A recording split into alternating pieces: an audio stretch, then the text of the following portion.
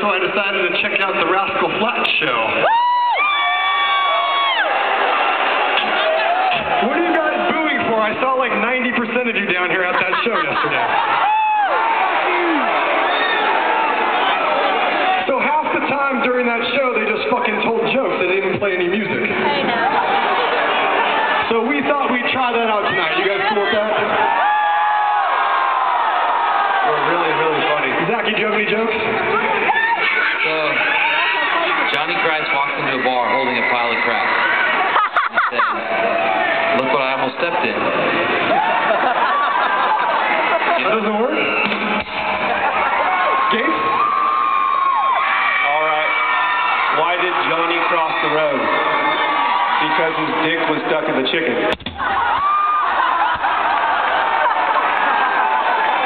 We need like 14 more minutes of this shit. Nah, fuck that. We're gonna play music instead.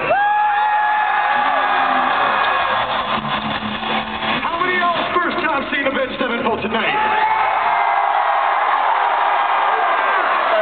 Well, let me tell you something about Avenged Sevenfold's fans. We are like a fucking family, the tightest group of people.